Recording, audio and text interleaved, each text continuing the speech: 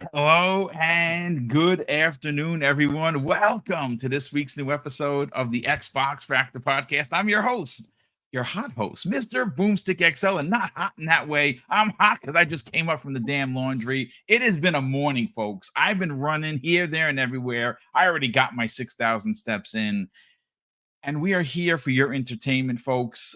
Listen, we have a great show. We are down one body. Unfortunately, Daniel cannot be here today. We will try and get a fourth body. If we can't, it's okay. We're going to shorten up the show because C Money has a meeting that he has to get to at 2. So he needs to bounce exactly at 2. But we have an amazing show, folks. We're going to spend the next 95, 100 minutes. It's going to be a little bit of a shorter show than 2 hours, probably around the 145 mark. We're going to get outros and get everyone out of here. But we have a lot to get into. One of the things I was talking to the guys prior to going live is this stigma that the media and the PlayStation community seem to have, gathered their forces to try and hold Xbox down no matter what they do. And obviously, we've seen that because there's a new report that comes out of the way of where some of the best and worst reviews have been put out there. And folks, it turns out that Starfield is being rated by the community worse than Fallout 76. Metacritic seems to have dropped the ball. And unfortunately, what's interesting and what's a bit of a conundrum, everyone suggests that Metacritic is their own entity. They do their own thing. But when Horizon Forbidden West was reviewed bomb by, of course, the Xbox negative community that would not want to see this game succeed, I recall, Umbra, quite promptly that Metacritic stepped in and removed all of the BS. They actually went through all of them and physically removed the troll reviews. They have not done that with Starfield. Pretty interesting when you start to wonder who's buttering the bread of Metacritic. Now, granted, folks, this is not tinfoil hat time. I could care less. I got 5 days in the game, so what someone else says doesn't matter to me. But Umbra, let's how are you doing? And what a way to open up the show when we are seeing some things done one way for one group and not so much for the other. Yeah, it's unfortunate. Good morning, Boom. Good morning, C Money. Good morning, chat. Our hooved hooligans have been up to their tricks again. The hooved hooligans. I love it. See, when they're just on Twitter trolling their hooved brothers, because you could probably find some common ground with them, right? But when they're doing tricks like going to review bomb, that's when they become hooligans. They're hooved hooligans at that point. So this is sad, man, because one thing I don't do is I don't hate on games. So if I'm playing something that's on PlayStation, even though I prefer Xbox, I'm never going to be like, let me just down talk this game because it's not on Xbox to, make it look worse than what it is. Like, who does that? I think that's a mental problem. I'm going to be honest with you. No, I think that when you say that, I know that you're not being facetious or you're being light with it, but you do have to ask yourself, are there mental issues? Because we're going to get into it because Rebs Gaming, who has been on a tear not only by playing Starfield and showing some amazing screenshots and videos of things that he has done, he's been on a tear, kind of calling this stuff out. It's crazy.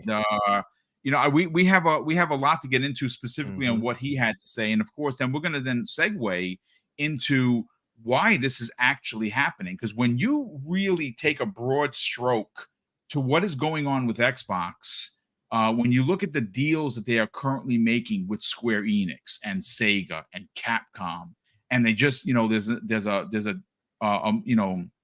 a cloud deal with Ubisoft. We don't know exactly what that's going to bring to the Xbox gaming community. Is it Ubisoft Plus in the service? Is it going to be some exclusive content? We don't know. And on top of that, Umbra, they already have the Western RPG market locked down. And that is without closing ABK, which is going to close next week. So beautiful thing. It's a beautiful thing, and it's a scary thing for these hooligans. Absolutely, that's why they're that's why they're attacking like this. They're like, we'll be damned if you enjoy your game over there while we can't get it. That's their mindset. But I was going to say, as far as what I've been up to, I have put in over 300 hours into Starfield. Wow. And I loved it. At first I was at a 9. I'm going to be really, really honest. I took it to an 8.5. Okay, that's fair. That's very fair. Spectacular game. I still loved it. There are some things that added up over time, though, that made point, so I still think that's fair. 8.5. That said, I am in New Game Plus now, and I'm going to get to New Game 10 just to see what happens. And Wow. But wow. I like it. I think it's one of their best stories. I do agree with that. Gunplay solid, all those things. There are just some things that I think accumulated over time that maybe take off half a point. But yeah, playing a bit of that and Party Animals. And if you all are not playing that, you are doing yourself a disservice. It's an excellent community game. You all can use it for a game night and such like that. I played it with a bunch of friends. And man, we had a ball. I mean, we were giggling and laughing and screaming like kids or something like that playing that game. So we had a fun time with that. I would definitely highly recommend that. Also played it on the ROG Ally. The thing is, though, it's not on Xbox PC, but you play it through cloud. And when I played it through cloud, it played flawlessly. Wow. Okay. Nice. Cloud works, man. Yeah, just cloud a bit of works. artifacting here and there, just a bit of artifacting, but it was still really, really solid.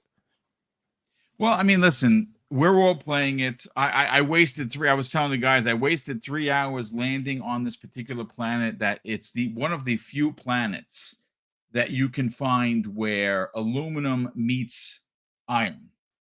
And what you can do on this particular planet is where you find the line of where they meet, you can drop down extractors on the left and drop down extractors on the right.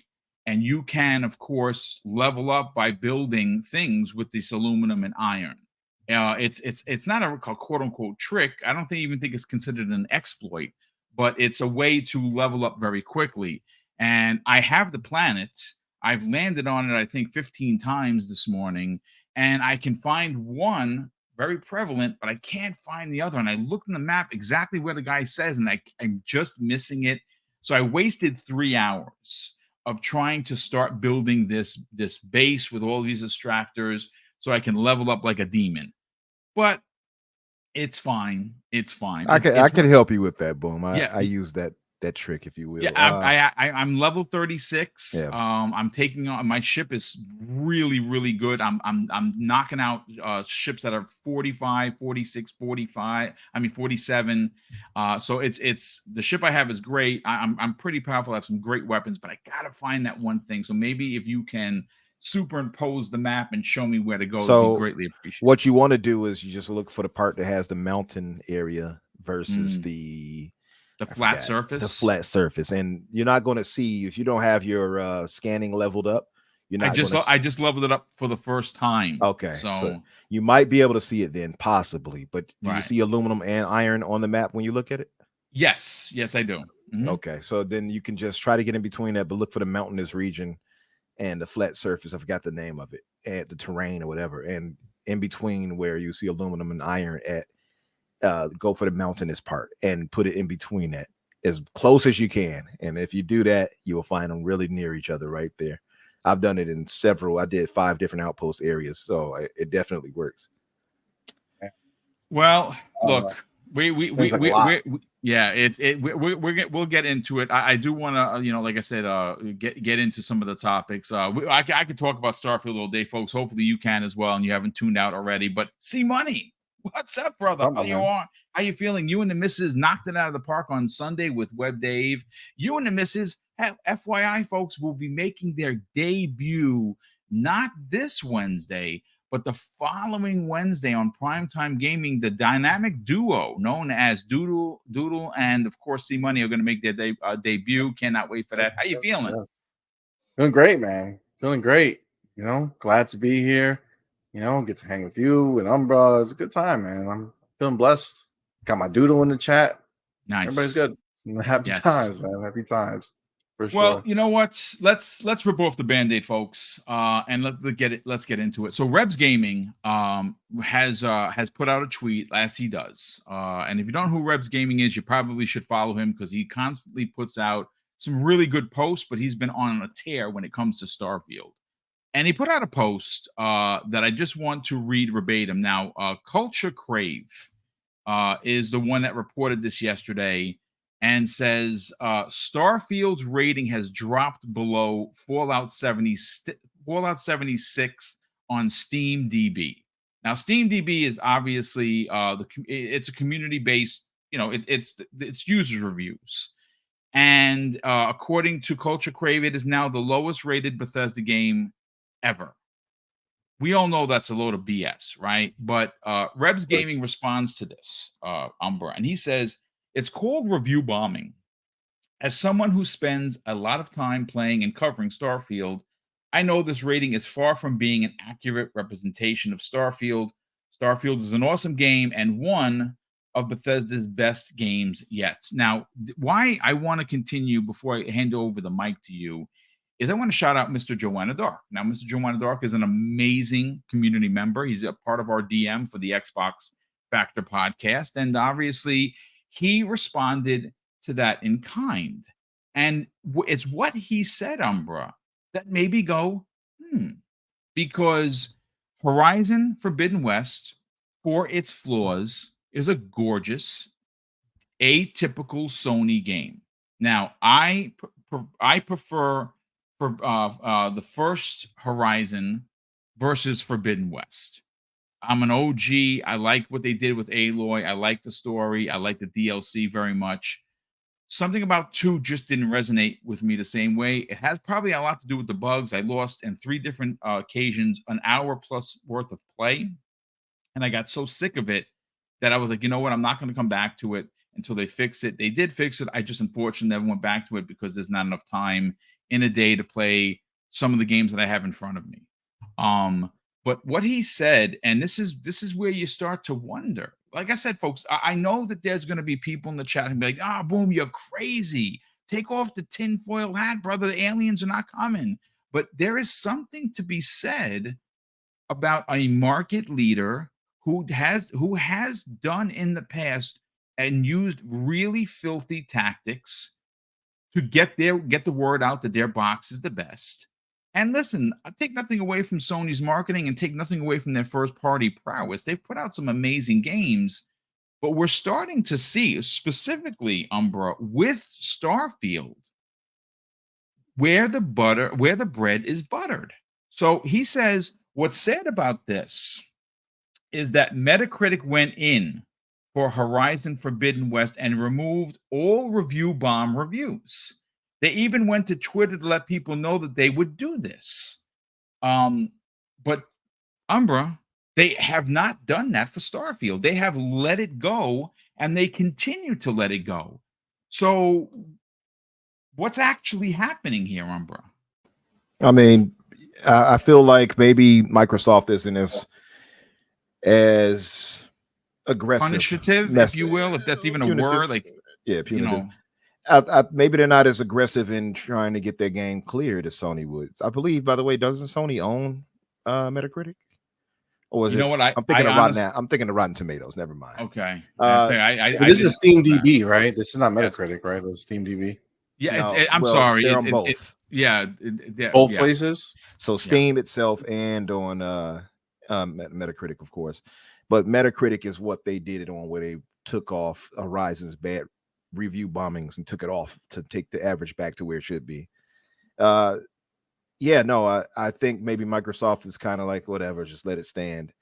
I would not be that way. No, me either. No, I would be very proactive in making sure they correct that nature, because I just don't appreciate that. For one, I think it's honestly mental. I would say childish, but no, that's something. I think something has to be wrong with you if you sit there and say, I'm going to create 100 plus. Hell, if you create 5 different accounts to go and try to review bomb something is wrong with you. I'm going to be honest, and I don't care. I got one for you. I got one for you yesterday. I actually responded to this one. Someone put out there on the socials. Again, no names here, folks, because we don't throw anybody under the bus, even if they're a-holes. We don't do that here. No bullying, right? They wrote that they went and bought Starfield. Saw that. Just to give it a bad review and then returned it for their full refund. and was laughing, like laughing emojis. And I'm like, you're a sick person. Like, honestly, you may need to sit down on the couch and figure some things out, because I I'm thought just they had a saying, time limit on when you bought it, how long you had to play it before you could review it. I don't know. I don't know. I don't know. Yeah, That I'm might- not too sure, but I know that, for instance, with Steam, you can buy the game, literally buy the game. Maybe I don't think you even need to play it, but I saw some people with as low as 1 hour in it and were like, disgusting. You know, you can't fly into space like you can with No Man's Sky. And then they'll drop that review multiple times, different, you know, possibly with that same account, and refund it each time and get the money back. So that's their fail safe, is to get their refund. So yeah, these people are clowns. And this one guy in particular calls himself the Alpha Pony. You all may have seen that one. that's the Alpha Pony. Yeah, scary. Wow. So this guy himself literally admits it into the Red Dragon. He says, I rebought the game just to leave a bad review and refunded it again. So he did it multiple times, and he left a really negative, nasty review on it. You see what I mean? So this is what we're dealing with here. Yeah, he calls himself the Alpha Horse. Yeah, the pony though, Black John. But yeah, this is what we're dealing with right here, and I think it's unfortunate, because to me, when I see this type of behavior like that, how do you improve from that? Where do we go? You're only going to keep going further down the hole, if you will, because now Xbox guys are going to return into favor with Spider-Man when it comes out. You see what I mean? And it's just going to keep going from there. That's what I don't care for. You know, I don't know. I feel like there has to be some way around it. As far as refunding, there are. They can do it. They can yeah, do things to stop it, but they don't want to, because the same reason why IGN will go and give them a 7, Metacritic, all these, they don't care the review is left. All they care is that somebody's on the site, because then they can use I that for hate to say marketing this, and brother. add dollars. They don't Yeah. want to shut it down. They because you know what will happen if they shut that down, then another one will spring up. Some other place will pop up where you can go leave these bad reviews, and that's what will happen. So Yeah, for them, yeah. they just want to leave it be, and it's bull. Yeah, You I think know, they it's want. bull. I think they want to leave it be, and I think that's the problem. I think that's the wrong approach. I think they should be aggressive in correcting that. They put all this money into this game, be it from the delays, be it from the marketing, whatever it is. You don't allow some wayward hooved hooligans to come around and denigrate it and put it down. I just don't think you do that. They need to be up and talking to Steam, whomever else, Yes. Metacritic, whomever else is there running it, and say, hey, listen, these are problematic. And I think there needs to be overhaul in general, specifically with Metacritic. At least with Steam, you have to buy the game. I'll give them that.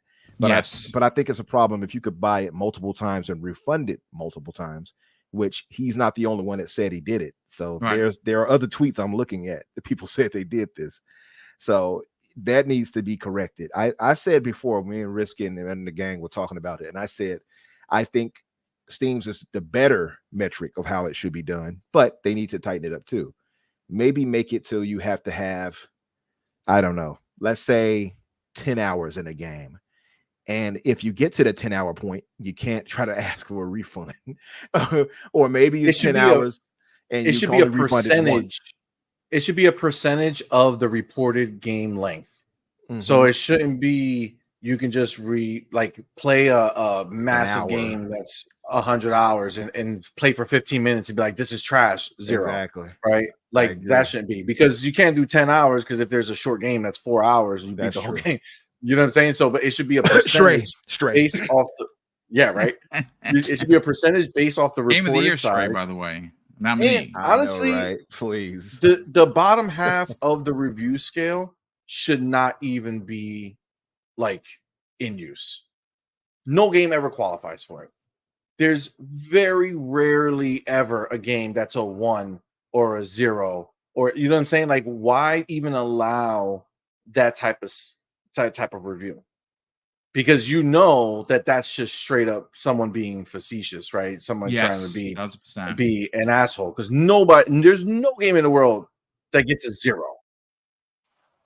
Exactly. Not reality. Nonsense like that. It's like, come on. And I It's think, stupid. yeah, and I think some of the reviews I saw gave it like yeah, I think you're right. Matter of fact, let me check to make sure. Yeah, I'm looking at them now, right? So, okay, so some of these guys, at least one guy has 54 hours, so I'll give him that much. One had 4.6, one had an hour and 1.9, and another had 1.6. You see what I mean? Yeah. Like that shouldn't be acceptable. See, is your mic good? Or It's you know what I think ultimately is the funniest thing about this, besides the shenanigans of the hooligans, as you like to call them, which I think I'm going to use from now on. So thank you so much for that. Is the fact that they tried and they still didn't stop the behemoth, right? They tried their damnedest to get this done, and they failed. Ultimately, they failed. And I think that is what is hilarious. It's again, it's a shame because it's not going to just stop. Someone actually just said it in the chat that they think that this is going to continue to Forza. And and you know something, to be honest with you, I don't doubt it, to be honest. It is. I just don't doubt it. And if you do see that, folks, these are the sites that you're going to have to put on the pay no mind list. Like even like IGN is probably going to have that British reviewer that did Forza Horizon 5 do the review. He's like a gearhead. So I would imagine Yeah. that, you know, He's the pretty good. US version, It should be safe there. it should be safe there. But there is, I can tell you, listen, folks, I don't have a review copy. I'm not doing the review, but I can tell you what I automatically going to know. Well, you know, we waited X amount of years, and you know, even though it does look really good and it handles, it's you know, it's still just another Forza game. Right. I can hear that now. And the guy's name is Luke Riley, by the way. Okay, Mr. Riley. So I would imagine that, you know, he obviously gave Forza Horizon 5 a 10 out of 10, which it obviously deserved because it was an amazing game experience. But what we're gonna do, Umbra, is we're gonna transition this into what is ultimately I think at the root of the problem, and that is fear. Fear that Microsoft isn't going to be that bullied kid that's just hanging out and everyone picks on him. But before we get to that, I do want to get C Money's opinion on this. C Money, look, obviously, there are two different tales being told here. And obviously Metacritic and you know, came in when a lot of really terrible, listen, every community has terrible groups of people. And there are people on the Xbox side that just absolutely loathe PlayStation. They never had a PlayStation. You tell them, you ask them, they bleed green, and they will go out and review bomb. Do I accept that? Absolutely not. If you're doing for one, you got to do for the other. I do not like the review bomb situation. Like, I know people are like loading up their accounts for Spider-Man 2. Good on you, man. Instead of just playing the game, is that what you want to do? Okay, listen, I'm not going to hate on you. I'm not going to talk bad about you, but I'm just saying that might be, there might be some inherent problems there, because listen, Spider-Man is going to sell the same way Starfield is sold. As a matter of fact, it was reported yesterday that that Starfield is poised to make $1 billion, folks. And this is a game that is available in two different services, one on PC and one on Xbox. So, I mean, think about that for a second. That is just bonkers. But see, Money, look, we saw Metacritic step up to help Horizon Forbidden West, and they pulled all of the negative comments. We saw them do that on Steam as well. Steam DB was like, listen, zeros, these are nonsense. They wiped them away. But we have not seen that with Starfield. Now, again, I personally don't care because, you know, I have 5 days and I'm probably going to have 10 days like my brother before I'm done actually with this game, because I am taking my time and enjoying everything about it. Like I'm 5 days in, I'm just now building bases. Nice. Like that is just crazy, right? So nice. I do want to get your hot take on this. When does someone say enough's enough? I think the problem right now for Xbox is I think they still see themselves, even though they have this huge, you know, future ahead of them where they should be making these humongous moves. I feel like they still feel like they don't want to ruffle feathers in some of these places because they're still the small fry in the sea right now when it comes to the numbers, the sales numbers in general, as far as how many consoles are out there and things like that. They're still the smaller entity. And I think that they don't want to risk upsetting an IGN or these people, which is crazy, which I mean I would have slapped everybody up already. But I mean, I can see their approach. They're doing big investments in this. In the same way, they didn't just do what we all felt like they should have done and just closed over the CMA, right? Like they want to find like kind of the diplomatic route of handling these things. And I think for them, the way they look at it is that they're going to get to a point where it can't be denied the consistent quality level that they're going to be outputting. And I think that that's what they're banking on. I think they're banking on the fact that they already know that the machine is starting. It's starting this year, next year. We're just going to be, it's nonstop at that point where we're just getting that higher level of quality on a consistent basis on top tier, AAA experiences, right? So I feel like that's why Microsoft doesn't step in. I said it already, but the reason I don't think Metacritic or Steam is going to step in this case is because for this situation, they want the people to engage on their platform.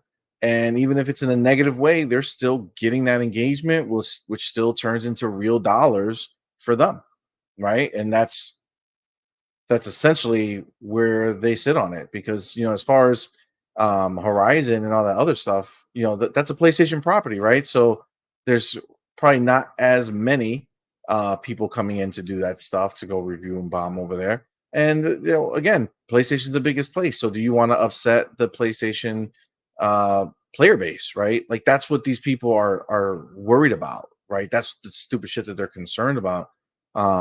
Meanwhile, I, for one, just like you said, like I'm playing Starfield, love Starfield.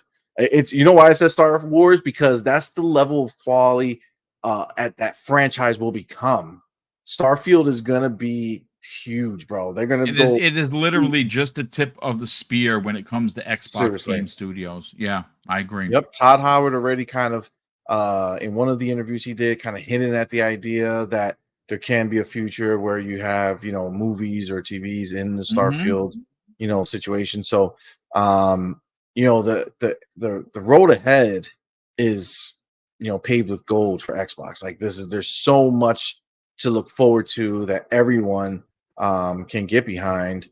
That at some point it's just going to be stupid to fight it, right? Like these other companies is going to be so ridiculous. I mean, obviously they still can, but at that point it won't matter because the players will start to move, right? We got to remember that the hardcore fan base, if you think that PlayStation has 120 or 140 million hardcore PlayStation fans, you're absolutely out of your mind. Yeah, You're out of your mind because the way is you go ahead and take the biggest selling non-Marvel game that PlayStation put out, and how high were those sales? What, 15, 20 million, if that, maybe 25 or something like that, out of 120 million, out of 140 million consoles. That tells you very easily that there's 90 to 80 million people who buy a PlayStation just because it's the cool thing to do. And they could have very easily, it's a cool console. Yeah, absolutely. I agree. They could have very easily bought the Xbox had the narrative been in their favor, right? Because they're not showing up for the exclusives, which theoretically is the only reason you would pick one box over the other, right? Right. So if you're not showing up for the exclusives, then what does it matter to you where you play? Right. Exactly. And as Game Pass continues to grow and become more and more relevant, and we're talking literally the day the new Call of Duty drops into a Game Pass situation, that's the most relevancy it will ever have. People are it's going to be everywhere. You're gonna see a turn of, you got to remember, people. I know that there's two sides to this conversation. See, money. People are going to be like, well, people aren't going to abandon their game libraries. But you see, here's the thing. I have a feeling that this is going to be a console generations where multiple homes are going to have multiple consoles. I'm telling you right now, the Yeah. casuals don't care. They They buy don't. a game, and usually they're buying the disc version. They're not buying the digital version. They're buying the disc version because they're going to their GameStop and their Target and their Walmart and their Best Buy, and they're buying the new Call of Duty. When Call of Duty, the $70, $76.43 here in New Rochelle drops in the Game Pass, you're gonna be like, people are gonna be like, wait a second, I can get Yep. Call of Duty for free by just paying a subscription? What? And people are gonna move over. But while you have the hot mic, I want to pose this question. I got to do something. I'll be back in 5 minutes, but I want to pose this question to UC Money, and then of course I want to get Umbra's take on this, folks. This is literally verbatim what I wrote to the guys as topic number 2, and I'm going to read it for you. Normally, you don't get a peek behind the curtains of the show notes, but it's pretty lengthy, and I really want to put it out there exactly the way that I wrote it, because what it ultimately does, gentlemen, is the fear you're starting to see with the gaming media. I'm talking about the IGNs. I'm talking about the Colin Moriarty. You hear what he had to say about Nintendo is about Microsoft wanting Nintendo, and again, no context, of course, on how disgusting Microsoft is. They just want everyone. Totally out of context, but it's fine. It's his opinion. We'll let him have it. Folks, check this out. Now I'm going to paint a picture for you, and we're going to discuss it, because like I said, the gaming media is afraid that Sony is going to be left behind, and this is why I think they will be. With Bethesda and Activision now first party, partner deals with Capcom, Sega, and Square Enix, and a cloud deal with Ubisoft that may bring exclusives / Ubisoft Plus to Xbox Game Pass in the subscription with for no additional charge. There are a lot of reasons for Xbox gamers to be excited, besides all of the amazing first-party games that we know are in development and we saw in June, right? Well, though there are a lot of reasons for PlayStation gamers and the gaming community or the gaming media to be concerned. Change is coming to the industry. What are your hot takes on this coming change? See, Money, I'm gonna drop it for you, brother. All right, man. Yeah. So I mean, kind of where I was leading to, right? With just what I was saying with this conversation. I mean, we are in an impasse right now. Like, this is a pivotal moment in Xbox's future. You know, this is right now is where we're starting to really see the outlook of what Xbox has in store for us. Again, you take Activision out the picture, right? Forget this merger that's happening. Just with what we have in front of us, it's already stacked. Like, it's already crazy the high caliber of gaming that was going to be coming our way as Xbox players, and more importantly, as Game Pass subscribers.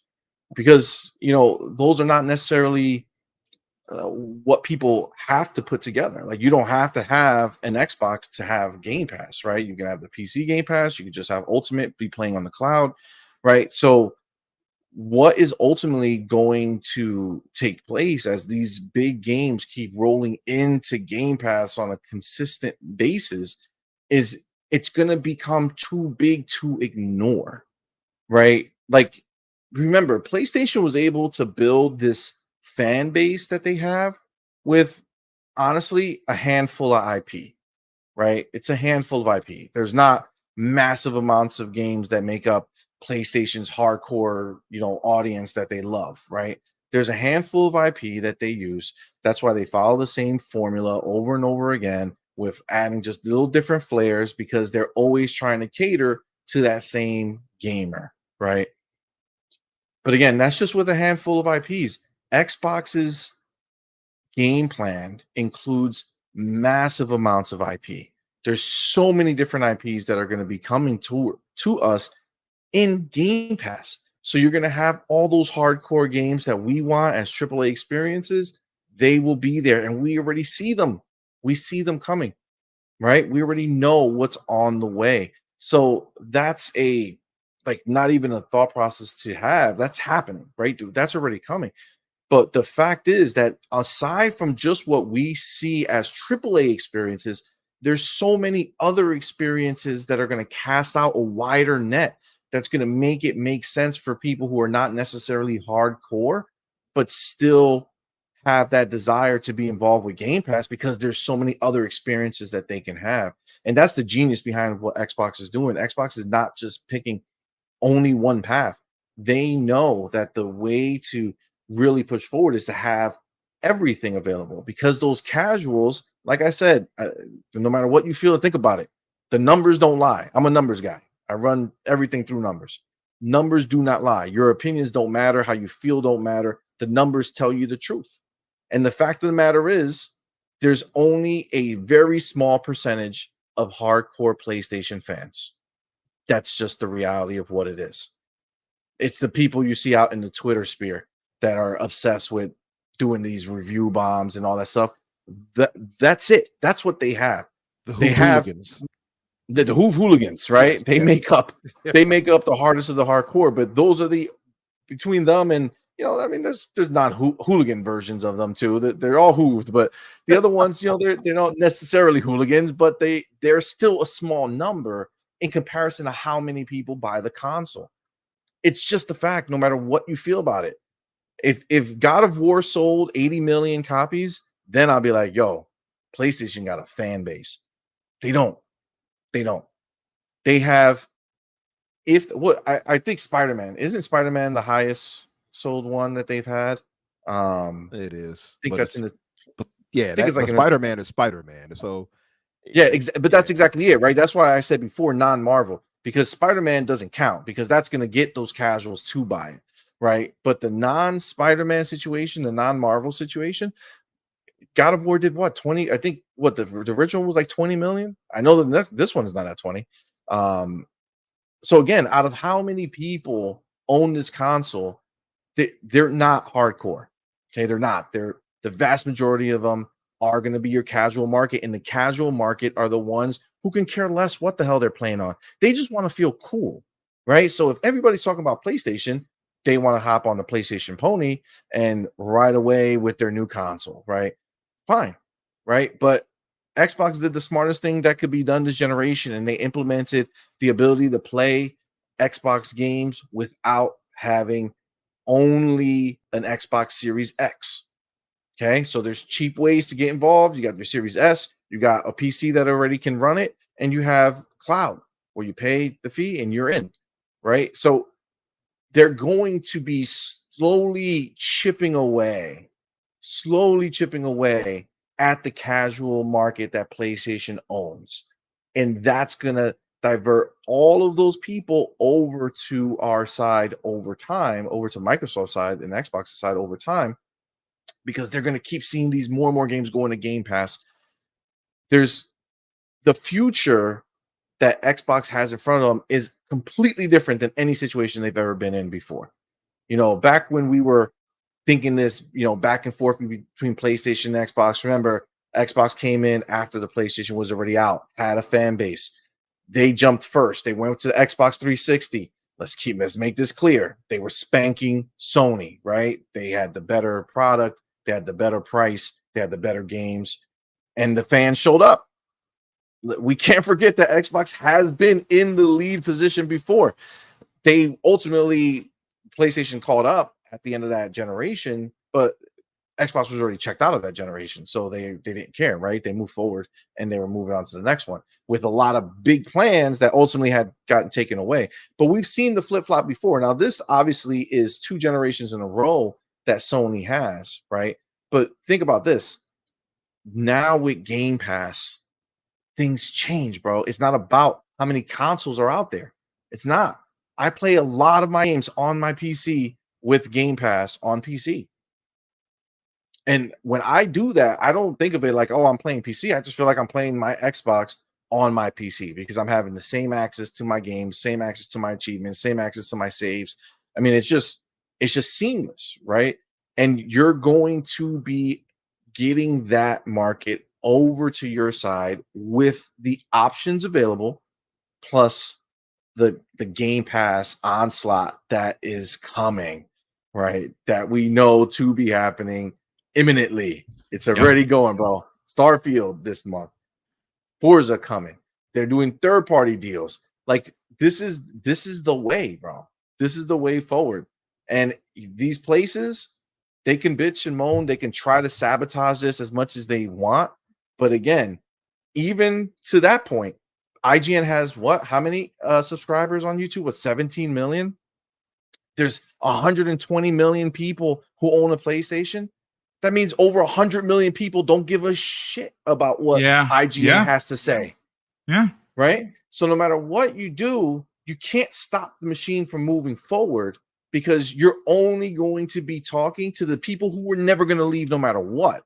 Right? The PlayStation fan base or whatever it is, those people are like the ones that are so hardcore, they're never going to leave. Right? They're always going to be there. And they can keep hearing the same thing. That same echo chamber can still go for them, but that's not going to change the back end for Microsoft. That's not going to change the dollars that are going to roll in for Microsoft as more and more people realize that gaming is an expensive hobby. And instead of having to say, man, I can only buy 3 games this month, this year, or 6 games this year, or whatever cap you have to put on yourself because these things are not cheap, you can have a buffet of high quality content. High quality content. This is not like your cheap crap buffet down the line. It's like if Roof Chris said, you know what, we're gonna, instead of charging you per plate, you just pay to come in and you eat what you want. Right? Like that's the experience we're getting. These are not second rate games. These are going to be AAA high quality titles that we're going to have in Game Pass. And as that continues to happen, every single month that goes by and more games drop, I think the catalyst of it all is going to be Call of Duty going in there. Because that's when the world is going to see it happen. Right now, you have to choose to see it, right? Right now, you have to look and see what games are going in the Game Pass.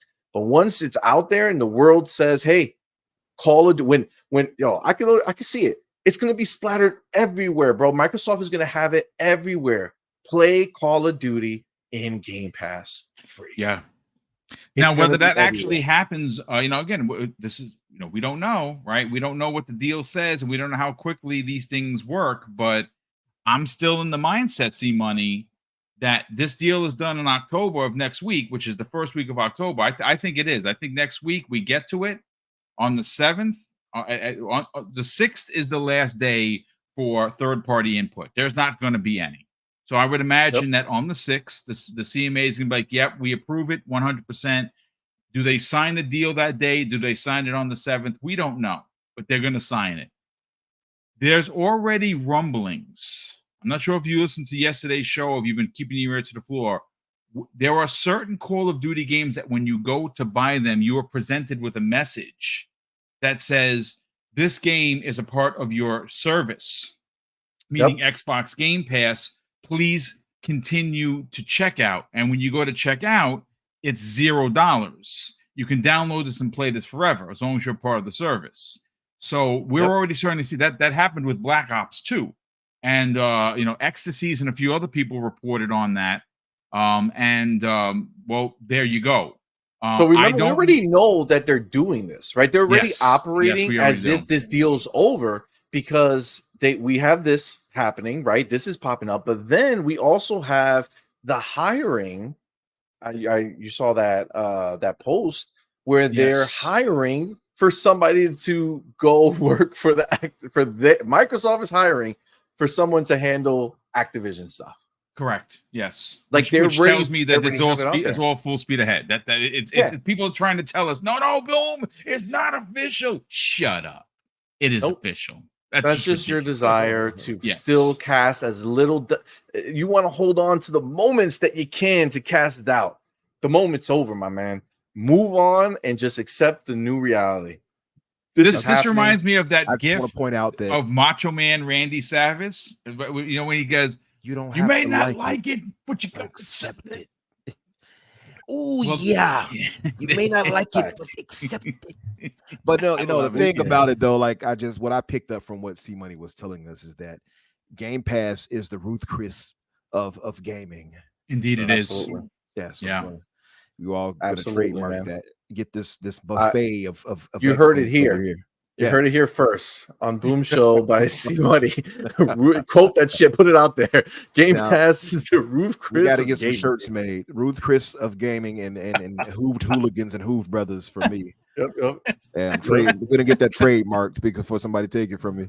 Oh my But- god, that is hilarious. Yeah, Oh my god. Absolutely. Jason B says if the deal goes through, I don't think it's stopping. It's going. I through, think man. Jason. I just think Jason B is being facetious. I think Oh. he knows that the deal is done. I mean, Yeah, come on, he knows. Maybe he's laughing. Yeah, maybe he's like, Yeah, if yeah, it he's- goes through, he's being silly. And you know what? We love silliness here. You know what? I listen.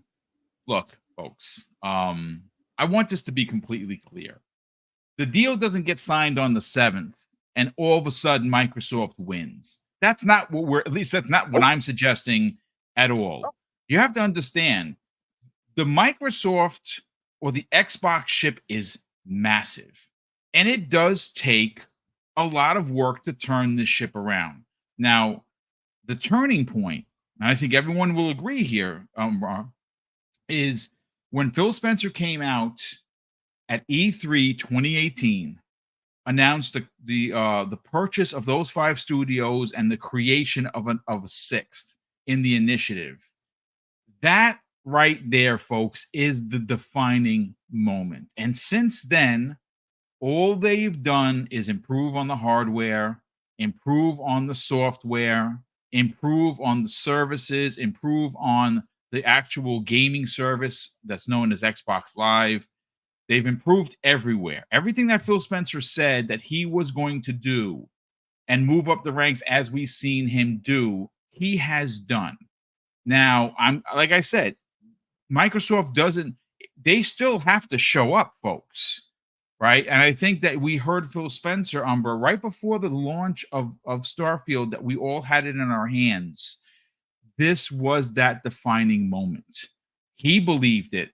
Todd Howard believed it. Pete Hines believed it. Sarah Bond believed it, right? And now we believe it because they delivered a game that you have over 300 hours in. You are, if anyone knows anything about Umbra's play styles, when he says he's going to destroy a game, he destroys the game. He'll learn every nook and cranny about it because look what he did with Hi-Fi Rush. Perfect example of destroying a game.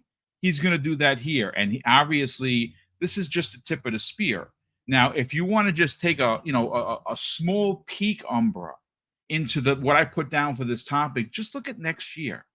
Next year has Hellblade 2 to start the year. And I say that confidently because we talked about it yesterday. The whole team did a start to finish playthrough of Hellblade 2. Now, they didn't specifically say it, but the screen was blurred. So just do the math, folks, right? You don't have to be a detective, Pikachu detective to figure that out. So if you bookend the year with Hellblade 2, Avowed on the back end, Towerborn, which I think is going to be a raging multiplayer hit for Xbox. And now we start to say, well, what is that third game? Well, I mean, me personally, I think it's NXIL's game, Clockwork Revolution, because that looks done. That looks really done. Now, I could be wrong, sure. But if that's the lineup for next year, what do you got from Sony, folks? Well, we don't have no idea because Sony ain't talking. As a matter of fact, we were told that Bungie took a look at what they were doing with The Last of Us Factions 2, and they were like, nah, son, kill that noise because that's no good. And it's now, where is it? I don't know. I don't know. I know what we are getting from PlayStation. You're getting Final Fantasy VII Part 2, which looks dope, and I'm day one because that's not coming to Game Pass. So I got to buy it on a PlayStation. And now what? That's fine. But what else do you got, folks?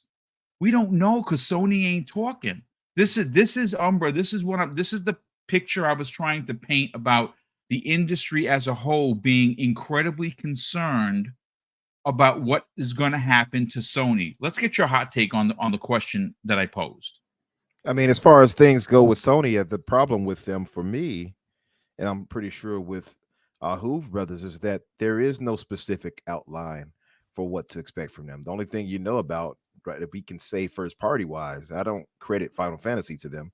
Sure, it's a deal they got in place, but I'm not crediting them with that. I would say we have Wolverine, we have Spider-Man, right? You got some other first party gas titles, but that's coming to Xbox too, a lot of them. So I think I know there was one, what was it, Concord, I think is one from them. Like Hell Divers, I'll give them that.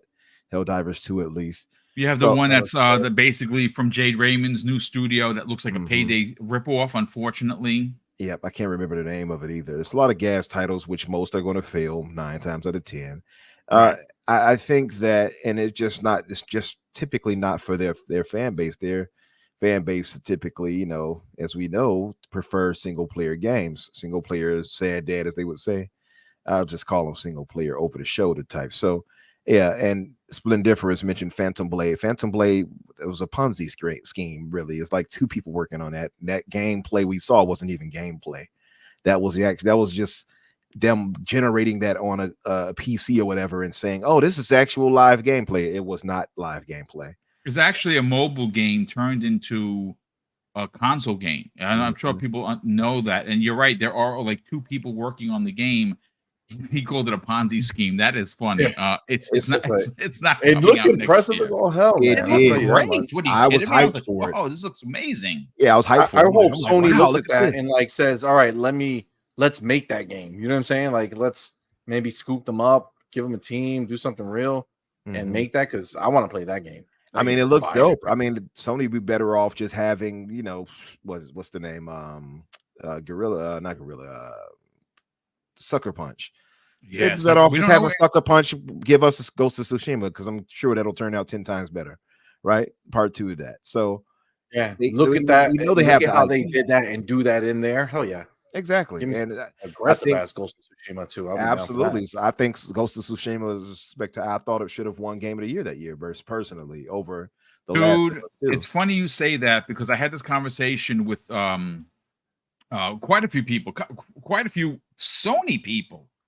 And that particular year, I think they got it wrong with the scores. They gave The Last of Us 2 a 92, and they gave, I believe, Ghost of Tsushima was like an 83 or something like that.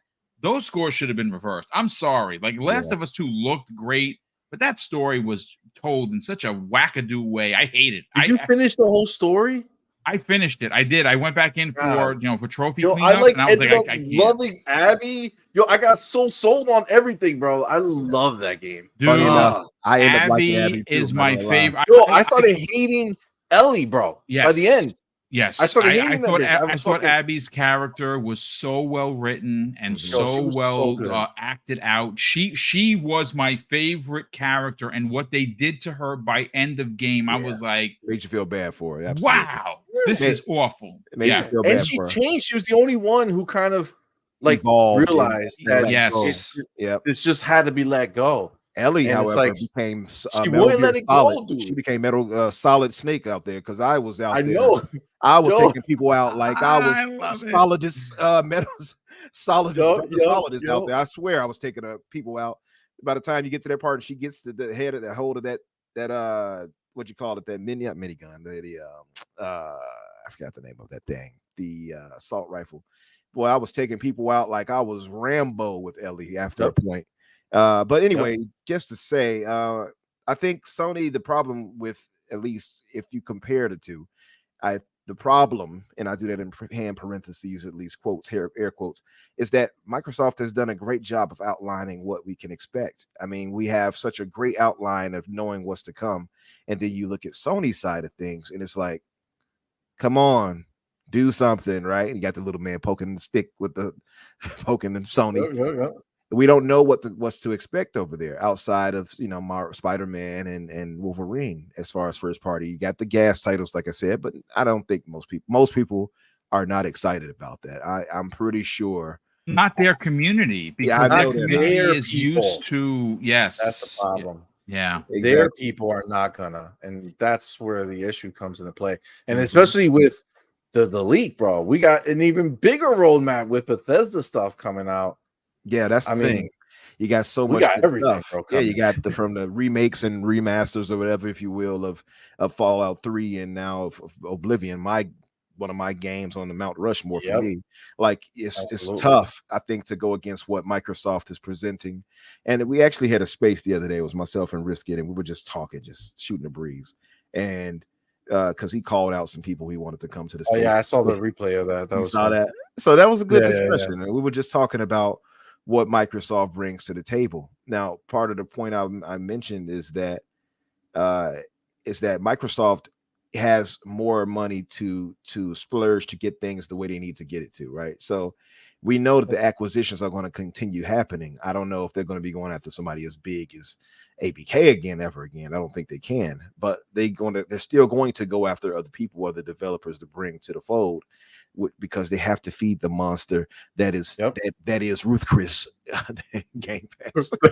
You're welcome for that. So they have to Don't keep leave me out of the credits, right? You know what I'm saying? Absolutely. Yeah, shout out C Money. So they have to keep feeding that machine, and I wonder if you're looking at that as a Sony gamer. I think jealousy would be a bit of it from Sony fanboys. If I don't think they want to admit to that, and that's why they try to downplay Game Pass, right? So you're getting all these excellent games that's coming straight to the service versus what they have to pay versus what we have to pay. That's one. Two, you see they've raised prices over there on Sony side for the PS Plus. And then three, you don't really have an outline. I think Microsoft has set themselves up to be more future proof than Sony has at this point. That's the biggest takeaway I've taken from all the things we've seen. So I just feel like Microsoft is headed the right direction. Phil and team have done an excellent job. Although people will be reluctant to give them that credit, I think they deserve all the praise. They made some missteps here and there, you know what I mean? Redfall being one, but I think overall they've done a great job. And I look at Sony's side of things, and I'm sure, Naughty Dog is going to Naughty Dog. Insomniac is going to Insomniac. So you're going to get great games from them. So I'm not saying this is a woe is me for them. They're going to still Just a handful, though. that's just a handful. It's just a small That's thing. the problem. Sony's going to have to rely heavily, I think, on third-party deals more so than Microsoft in this case, because now first party is starting to first party for Microsoft in this case is starting to come, as Boom would say, coming to fruition versus what I think Sony has at the moment. So I think it's to be seen. But if I had to wager a bet, I would put all money on Microsoft at this moment. I think it's been a crazy turnaround for us as fans of what we've become accustomed to on this side of things, honestly. And I think we only have one way to go, and that's up. I'm just gonna be honest with you. I think I'm just feel real positive about Xbox's direction lately, honestly. Yep. So I mean, look at this year alone, what we got from Game Pass and what we still have coming. Crazy. Right now, we got Lies of P. You got the Yakuza games coming to Game Pass. They announced games I can't even touch because I'm still playing Starfield. Absolutely. Like this is it's just there's so many games that are there, and it's not stopping. This is just the beginning. They're not saying we're gonna do only first party into Game Pass. They're still getting the games into Game Pass that are third party. Like and not also, I mean, we obviously saw a lot recently of these like shutting down studios or laying off people. I think what's going to happen as well is, right now the whole mentality of developers is like, yo, let's make our game for PlayStation because they're the biggest possible chance of success because they have the most players. But I think what's happening is that people are realizing that even though they have that many players, it's a flaccid player base. They're not all out there buying games. So they're not out there supporting it. So even though there's such a big pool, they're not able to be successful. And we see that from Square. Yeah. We see that from Sega. True. Let's not forget Sega was in bed with PlayStation at a point. And they pulled out. Yeah. They pulled out. They jumped into the bed with Microsoft now. They're in Microsoft mistress now. And look, much to Everborn's delight, they're probably going to be one of the next targets for all we know. They will, absolutely, because there's no reason why they shouldn't be. It's the perfect combination. They already said it. Microsoft is the one who who loves us more, right? Who likes us the best, right? Treats us right, right? Like they're already talking like they're talking to their mom about getting married. They're like, listen, he takes care of me, okay? He Like that's treat them me. talking to the board. Start talking like Like, old woman from a yeah, 40s. He treat me nice. it's crazy. Yeah. For real though, but like that's already set up. So they've already seen that PlayStation doesn't have a fan base that's open to different, that's open to more. They want the same crap over and over again. And what's going to happen after you've seen all these studios that are shutting down or laying off people, EA's letting, what their Wild Heart shutting that game down because it didn't hit. Well, yeah, Embracer doing the same thing. It's like what's going to happen is Xbox is going to become more of the safe haven because of Game Pass. Because if you got a big title, now what makes sense? Take the risk that maybe it finds an audience, or take a bag from Microsoft and have that built-in audience that's ready to go and try out new things and have fun with your game, right? There's so many of these smaller studios that are putting their games day and date into Game Pass because they get the bag and it saves them. So if the PlayStation fans don't show up, they're still good. And Xbox is like, they're so. It sounds like you're kind of blowing them a little bit, but it's true. Like they're so like.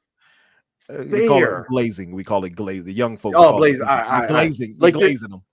Yeah, glazing them. Yeah. Because they're so fair, dude. Like it's not like they're saying, listen, put your game in the Game Pass and you're not selling that shit anywhere else. Right. No. They say bring your the exclusive money is Game Pass. That's the exclusive. Yes. They don't want you to stop making money elsewhere.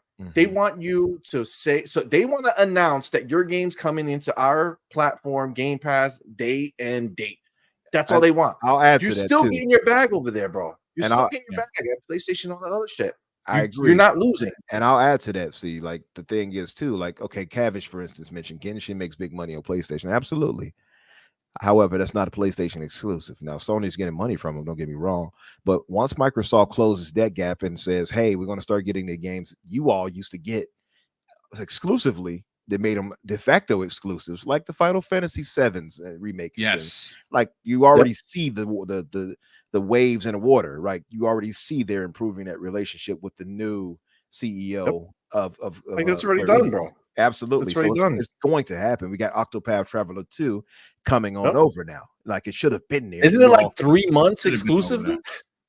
Well, on a PlayStation, I forgot. I don't know how long it's been. I think it's like 3 months only. Not that it's not that it will be out in 3 months elsewhere, but after that 3 months, it's fair. Oh, you're talking about Final Fantasy Rebirth, you're talking about. Yeah, Rebirth. Yes, yeah, Final Fantasy VII Part 2. Yeah. There is a 3 month, but we don't know. I mean, it makes sense that 3 months that they're talking about that was listed there, is probably meant for PC. Being that they have Nixus, they're probably going to come around to getting it on PC quicker. But PS5 players are going to have it exclusive for that 3 months. Now, we all thought that meant that it's coming to Xbox. Final Fantasy VII finally coming to Xbox. I think that if they were going to announce it, it was probably going to be at the Tokyo Game Show. They did not announce that. So to be fair, you know how Sony is. Yeah, they probably they can't. This is the thing. That 3 months, what that tells us is, remember, part of their exclusivity, that like they're paying the company, they can't work on the other versions of the game if it's coming only to PlayStation. So if the game's only on PlayStation and they got that marketing deal, they can't work on. They're not going to pay you to go work on the Xbox version of the game. Exactly. Or the PC version. Yeah, no, it makes sense. So that 3 months, what that shows is that it's after 3 months, they're free to start doing what they want to do. Make the Xbox version, make the PC version, and do what they want. And then obviously, however that longs, that's what it will be. Remember, Final Fantasy 16, if I'm not mistaken, had like it's like a 6 month or something like that. I believe, yeah. So and the guy said that they don't expect the PC version in 6 months. It just means like we want to put it on PC, but it's after that moment, then we can do. Then they can. So they don't know if they'll be ready, but And the thing on top of that is, if we're having this discussion, the thing we've learned, especially with these leaked emails, is that the Xbox team have had their ears to the ground too. So they're hearing what we're talking about. And Yes. if we're saying this, you best believe they're like, hey, how can we get Final Fantasy on over here? You know what I mean? To the Xbox brand. They're definitely having that conversation with the new CEO. And I think they've been working on Square, better yet, for the better part of a few years, probably longer than that. I mean, Phil showed up at their Vegas event and things. Yeah, Like Phil Spencer, you know, he's on it, right? And then they were holding hands for absolutely 45 minutes. Yeah, I know, awkwardly holding hands. So they're definitely trying to bridge that gap. I think that's going to be the biggest issue for PlayStation is when Microsoft makes more games parity wise. When they get the parity going, that's when it's going to be a problem for Sony, because Microsoft just has bigger pockets than they do. So not only are they going to have the same games you all would get, they'll probably get it into Ruth Chris, aka Game Pass, and then they have their other first party games popping and landing too. It's a tough combination to go against right there. I mean, there's also something to be added to the. Yeah, well, here's something else that no one seems to be mentioning.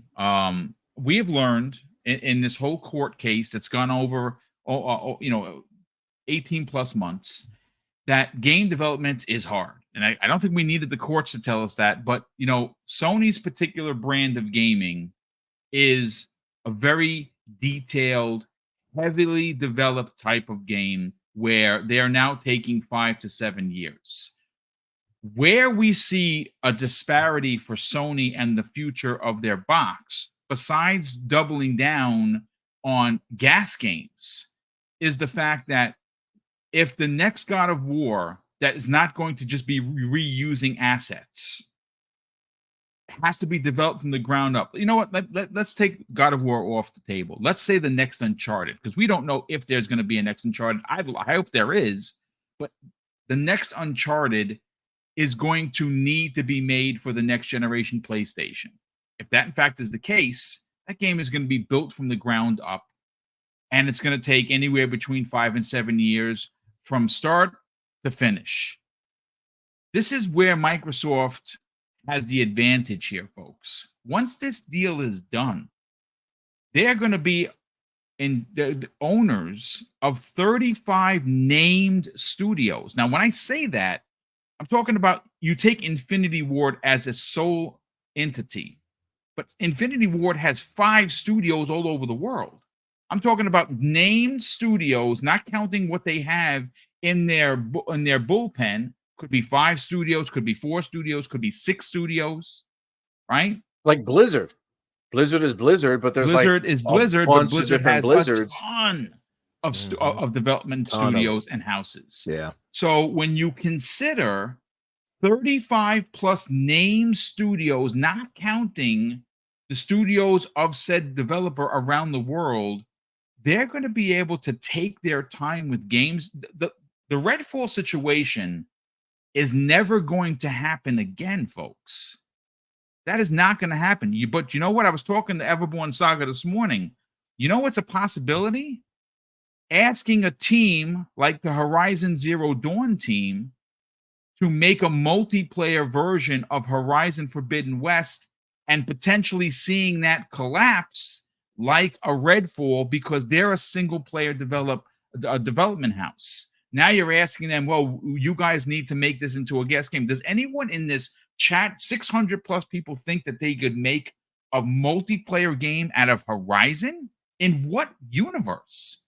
But that's what they're doing because they told us that they're working on that game.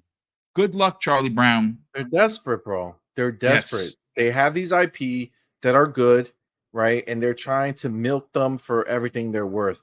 Meanwhile, Xbox out here giving us shit tons of new IP, right? Everybody's making some new stuff and then bringing back super old stuff, not like the thing that they just came out with and doing it again. Like they have so many more IPs that they're bringing to us, man. Let's not forget that based off of the leak from Bethesda, right? If you push everything back 2 years like Starfield was, Indiana Jones should be coming next year. Yeah, well, that's what it looks like. I mean, that's the rumor, right? That's the rumor, but we don't look.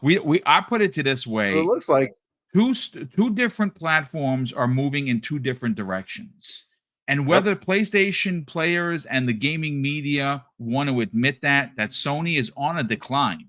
Now, I'm not saying that they're going out of business. I'm not saying they're going to be in third place in 2024, but I am sorry to say, if you do not see that Sony has no answer to what Microsoft is doing, then you are not reading the room correctly. I am sorry. This is not console war rhetoric. This is hashtag facts, folks. Microsoft, since June, has told us what they're doing. You know what we got in June from Sony? Garbage. You know what we got a couple of weeks ago? More garbage. Because outside of Spider-Man, which is going to be fan-freaking-tastic, and Final Fantasy VII Remake Part 2, which, again, is going to be fantastic. You take away those two titles from that show's a 2, man. A 3 at best. Mm-hmm. Now, you add those titles, I give it a 6. Because we know them already. We've seen it already. How many times have we seen Spider-Man? You don't got to sell me. I bought the digital deluxe version. You got my $90. It's not a problem. I got the 19 inches of Venom coming, baby. Oh, there you go. 19 inches of Venom. Oh, there you no. go. Pause. Yeah. Spider-Man is my favorite comic character of all time. He is one of my favorite heroes. I'm a Marvel stan, straight up. I will admit it. I cannot wait for this. Insomniac is one of my favorite, Batman is my favorite studios. Ted Price, which, by the way, actually just did an interview with Todd Howard, which I think is gonna good interview. Is probably going to get him fired from his own studio because people are going to, of course, get the. I need to go look at that tweet. I want to see how they're responding to that. It's probably not good. You got what a sellout, Ted Price. Like Starfield. Just stop it. Look, we do have one topic to get into, but before we get to that topic, folks, I do want to catch up on the super chats, and I apologize. I had to step away. I had to take a really, really important business call. Everything is good, but I could not just let it go to voicemail. Mr. Nichols drops the first super chat of the day of $5 and says, "We need to let gamers know Xbox is fine. Don't let them make Xbox games look like poor quality. The media is horrible." Yeah, indeed. Yeah, the media is scared. The media is eventually. And again, I know that Microsoft is not retaliatory. I know that they're still going to be making handshake with the olive branch with IGN and like a Dan Stapleton, who they should never even answer that man's call. But that's who Microsoft is. That's who Xbox is. They're the good guys. They're gonna turn the other cheek to the ridiculousness that was the Starfield review process on many of them. If this was Sony, they would never get a phone call. They're like, hey, we'll just go to voicemail, or they would never get an interview. They would never get an exclusive. Please leave your message after the tone. Yeah, no, absolutely. I kind of wish Microsoft would do that, because if you're not going to be fair, I'm not asking you to be overly hyped on a game for Xbox and put it up and raise it to the rafters because it's an Xbox game. I simply want you to be fair. Nothing about what happened with Starfield was fair then and continues to be fair now. I agree. And that is a fact. That is an absolute fact. Another thing I've noticed, because I was talking to a few buddies, right? And it was tough for me to lower it from a 9 to the 8.5, right? And again, it took a lot for that to happen. Like 300 hours. It's still a 10 for you. It's still as far as an it's experience, officially 8.5. Exactly. If I had to be critical, 300 critical 8.5. But if I had to say as experience, 10 out of 10, no question. So the thing I noticed is that, and I say this even as to Xbox fans, we are completely nitpicking critical when it comes to Xbox games versus what Sony gives you. I had people talking to me. I was in a party earlier. A buddy of mine was like, yeah, well, he's Australian, so I'm trying to do my Australian accent. He's like, yeah, but you had this, and he was just nitpicking away, and I'm listening to him. I'm like, okay, but what about what the game gives you? Yeah, but I wanted this thing. If they would have had this, all right, but what is, like, if I'm judging the game, I'm judging it off of what the game gives me. I'm not going to judge it off, man, I would have liked if they'd have done this thing. You can critically look at it and say that, but I'm not going to penalize the game because it doesn't do something I wish it would have done, right? But and that's the thing I noticed. They were talking about the inventory system, which keeps rearing its ugly head. Now, maybe it's because I'm a Bethesda fan and I know how it works with their encumbrance system and everything, but he didn't know, for instance, that you can. That's not Riskit, by the way, Jax. No, it wasn't him. Riskit loves the game. He gave it, I think, a 9 or 8.5 as well, but it wasn't him. But for instance, they'll complain about the encumbrance. He didn't know, for instance, you can drop off your stuff out of your inventory into, let's say, a different distant planet inside of a structure. You could just drop your stuff off right there, leave, play thousands of hours later, and come back and it'll still be on the floor. He didn't know that. He's like, oh, I didn't know you could do that. I'm like, yeah, because he was whining about, and I'm sorry to say this, but he was whining about, I didn't, you can't, you don't have inventory, this, you got to do this. I'm like, man, you're lugging around thousands of pounds. You don't see it that way, but that's what you're doing. Well, yeah, but the inventory, I said, you notice you never complain when you play Resident Evil. You can carry but so many things on there before you stop. That's it. You're stuck. Yep. You go, yeah, that's it. You can't carry a bunch of rocket launchers and grenade launchers and all that. 4 out of 10. Exactly. Why is it that when it's an Xbox game, suddenly you're super critical on things like that, but other games it doesn't even cross your mind to complain about. That's the stuff I don't accept. You see what I mean? Dude, Well, Xbox it's ultimately a double standard. It is a double the most standard. simplistic way of trying to break it down. Where it is a double standard, and it's not just with us. No, that leads itself into media and everybody else. Xbox gets the most scrutiny out of anything when it comes to their games, to the platform and everything else compared to everything else. I've noticed it. I've paid attention to it. Mm-hmm. I don't think I'm being unfair when I say that Xbox gets a lot of criticisms and nitpicks and scrutiny much more than they should. And I know Starfield is getting that Xbox tax, and I even, like I said, I hear it from Xbox fans. So I think people just need to be a little bit more fair. Going to your point, Boom. Well, I mean, I try to have that conversation with people, and they're like, "No, Boom, there's no such thing as the Xbox tax." I'm like, "Okay, that's fine. This is where we agree to disagree, because that there is a tax." You know there's the Xbox tax because Xbox fans are the first people to fucking pay it. Like, they're the first people to give Xbox the smoke. So unlike PlayStation, who only has to worry about Xbox and other, like, Xbox giving them smoke, Xbox fans are the first people to give Xbox smoke. Then you have Sony and everybody else who, those fans who pile on top of it, right? Like, let's be real. Like, Xbox doesn't get breaks, right? Like, from anyone. And that is a kind of that kind of sucks. You know what I'm saying? Like, even people who are like sports teams, right? Like, even they won't necessarily disrespect their team in front of other team, like other people who like other teams, right? Like, that's some shit that you normally keep behind when you're talking to just the fans, right? Like, when you're talking to just your people in the back, like, oh man, they did this stupid thing, or this thing sucks, or whatever. But most of the time, when they're out there repping their team, they rep their team hard, right? I feel like Xbox is the only brand out there who don't get that. They don't get that. If they do anything wrong, it's not enough that PlayStation is going to rip them for it. It's not enough that the media is going to rip them for it, because they're not going to get away with it.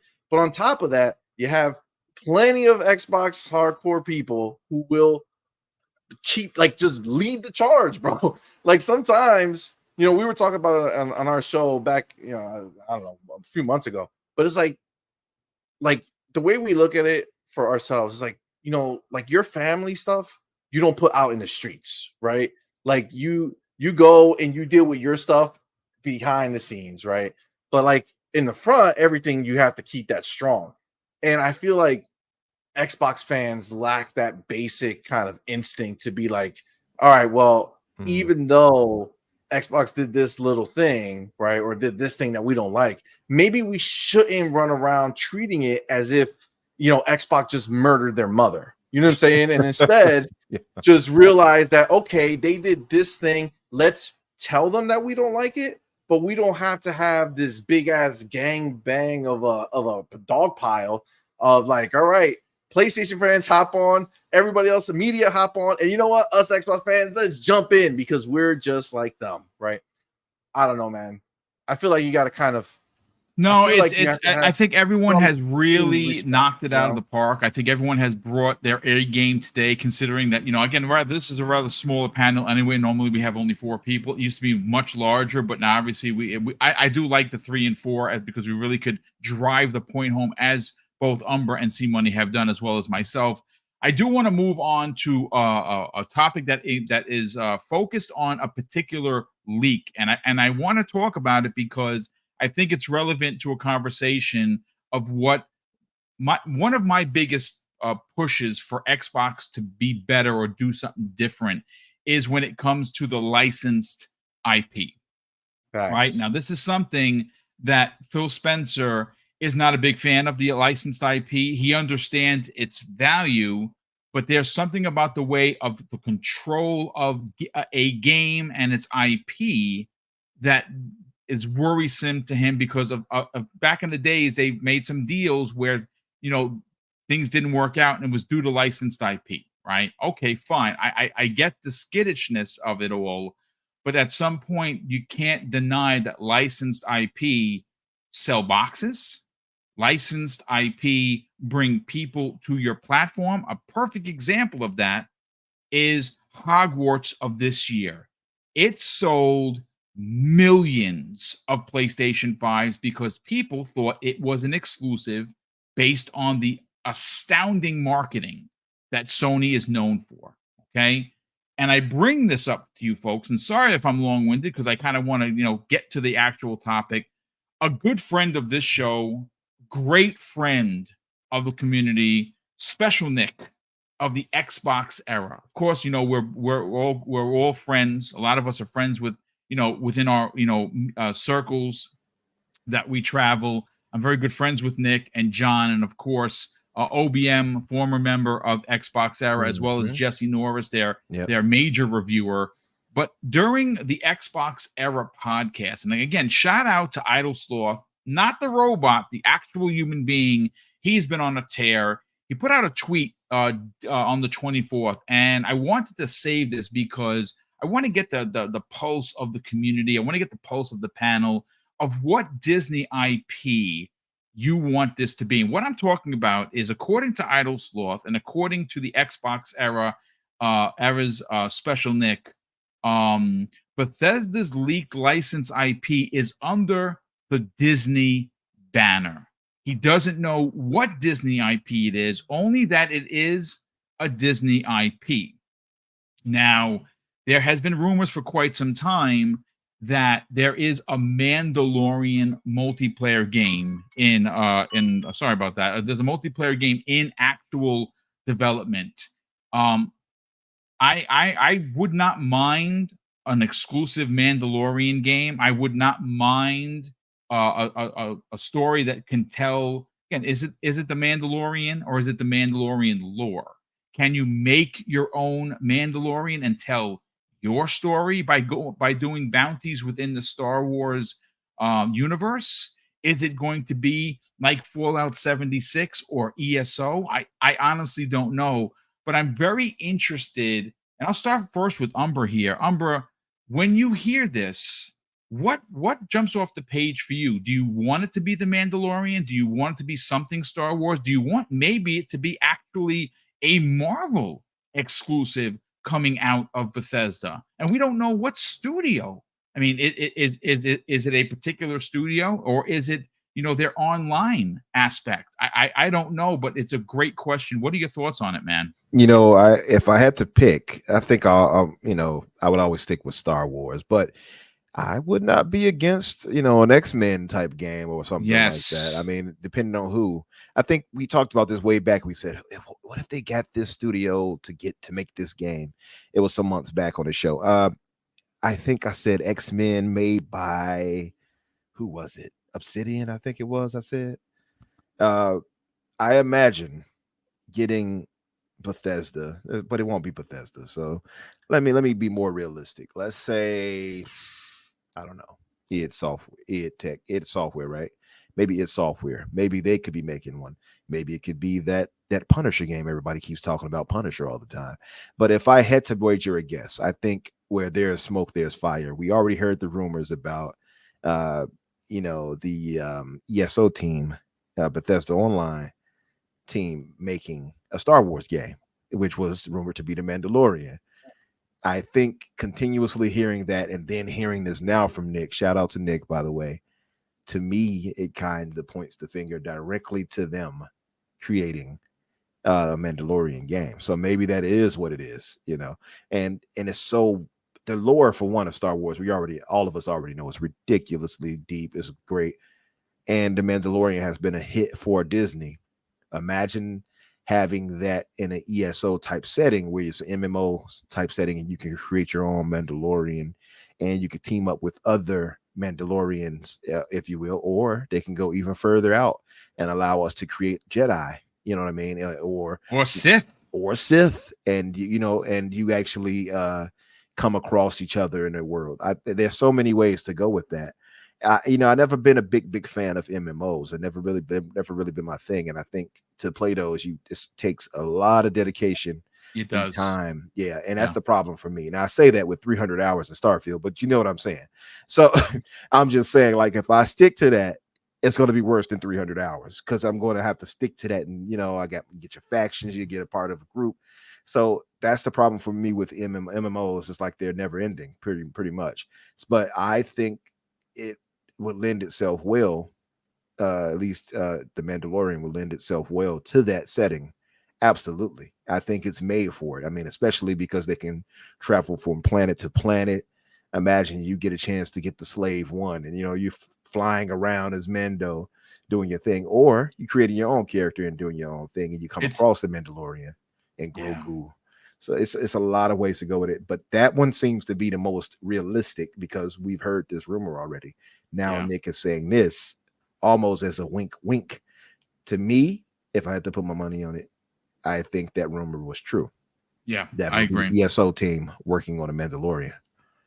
Does it have to be MMO if they're working on it? Maybe they're not. Maybe they're not doing another MMO. Maybe they already have their ESO game going. And well, you know what? See, let me pose this question to you, because we're on the cusp of seeing what Bethesda proper did with Starfield. So we understand that they have the know-how, they have the tools, how to make traveling the star system work, right? We know how you can come up on other planets and find different things, right? We know they have all the blueprint is there. The question to you, C Money, is whether or not, what IP would you want it to be? I'll be back in a second. Ooh, what IP would I want it to be? You want the Lion King MMO? Yo, I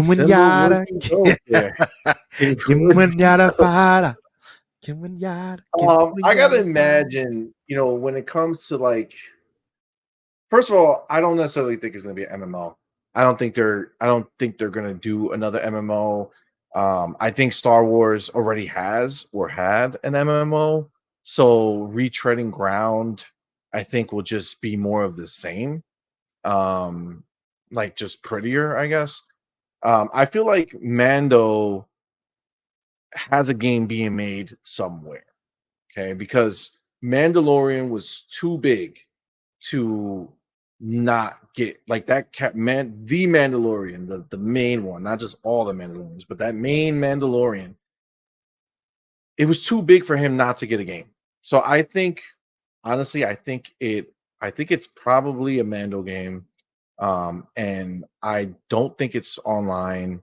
I think it will be a story-based game. There was a rumor that Coalition was working on a Mandalorian game back in the day, right? So a few years back we had that rumor, but this is on the list of Bethesda, which would have nothing to do with that. So I'm gonna hope that Mando is being made by Coalition, so it wouldn't be this game. And if I'm thinking about what license game it should be, if not that, I mean, I feel like a well done, well executed X-Men game would be dope, but that makes me feel weird because Insomniac's making Wolverine. So are they not going to be able to use Wolverine in it, which would then be whack? So I say go DC. And man, you know what? But I'm see, taking they that back too. I was gonna say they I have to can't. stick to Disney here though, so they can't use DC. Yeah. So Question. it's a Disney IP. Yeah. I And it feel was like there's and it not was a lot of ZeniMax online, by the options. way. I was saying Bethesda online, ZeniMax Yeah, online. ZeniMax. My Yeah, bad. I feel like ZeniMax is going to break out of the online only situation. I feel, even though that's their name, I feel like there's only so many online games that you're going to want to be running at the same time. So I don't know how effective that would be. It would probably be, damn it, it's like Star Wars already been done. I don't know how I would feel about that if it were Star Wars. And Mandalorian, like the excitement would be to play as Mando. I would not just want to be some dude and know that Mando's in the world.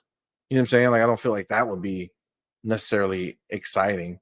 I'm trying to think of what licenses outside of, it can't be like a Disney license, right? Like No, it can't be it's like going to know. be a Star Disney, Wars. It's, like a, yeah. yeah, it's one of their, either a Star Wars or a Marvel. Yes. Oh, I don't know what I would want, because I feel like what I would want would go away from, like, I wouldn't want it online. Like I don't want an MMO. You know what I'm saying? You basically would want a single player Spider-Man-esque. Yes, I would want kind of tale. Mandalorian single player, but I feel like Coalition was making that. Like I feel like that was one of their, That was a rumor for a while. that Sure. was a rumor. I'm still But- salty about that, by the way, that their game when they were making was canceled. I know. I feel Mando deserves a game. Him, not just a Mhm. world where you're one of the Mandalorians. I want to play You want to play as that him. Mandalorian. I want Yeah. to play as him Din and Djarin. give me that game. That's the game I would want. Mando.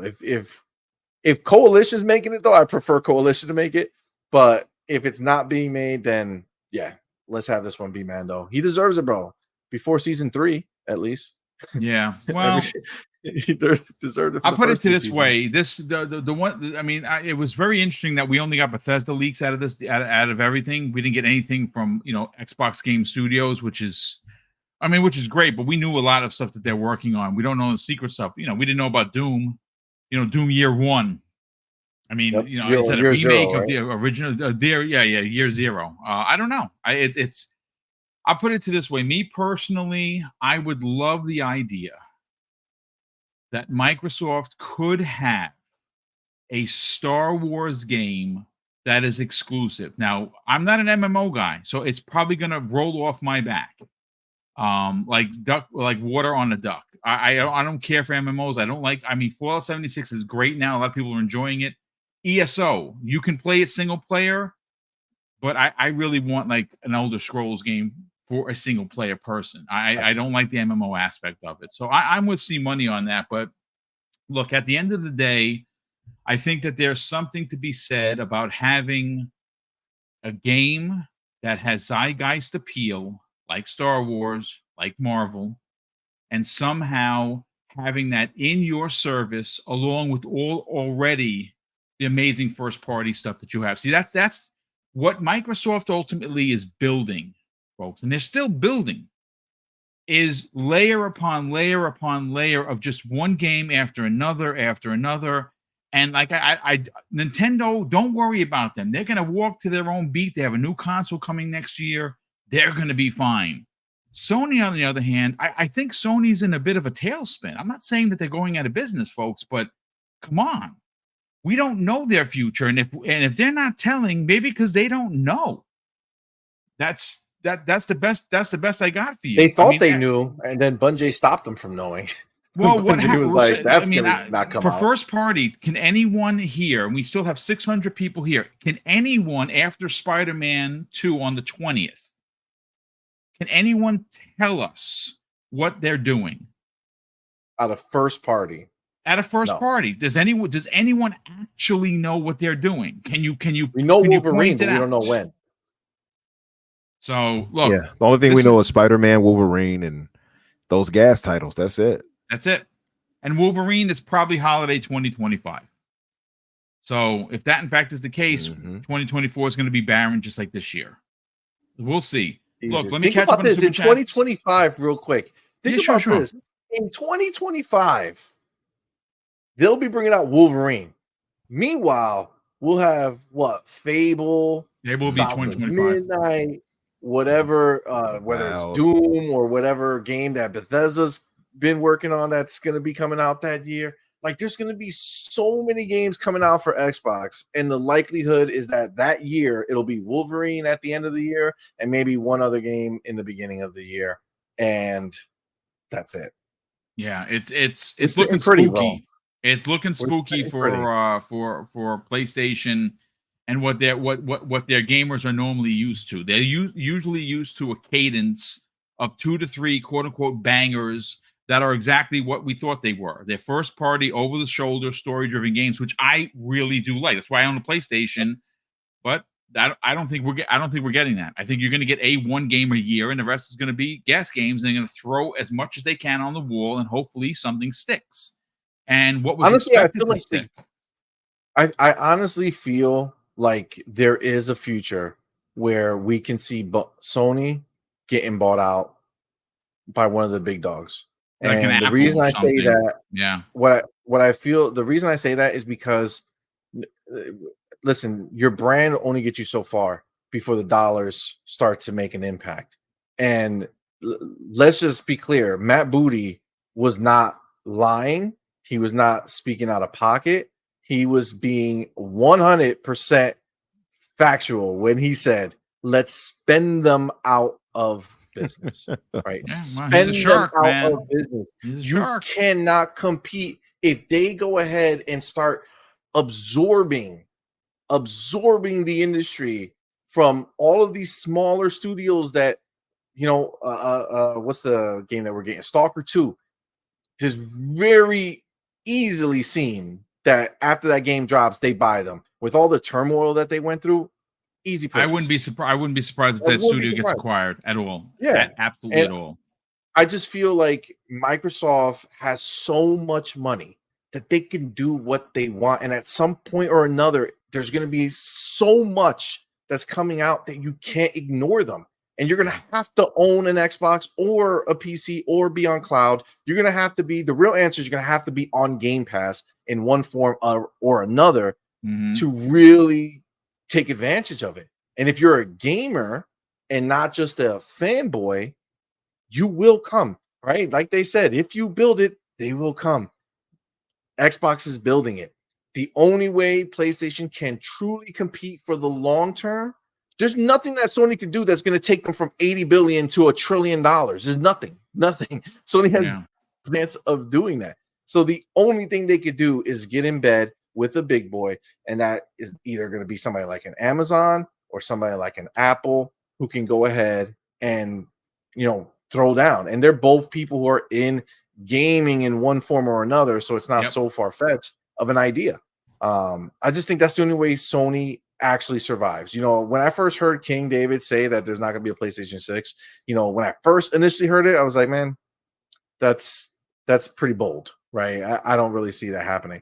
But not that I don't think there'll be a PlayStation 6, but at some point the dollars are going to have to make sense. And it's cool that they make billions of dollars, but again, they're going up against trillions of dollars. Trillions. No, it's I'll put it this way.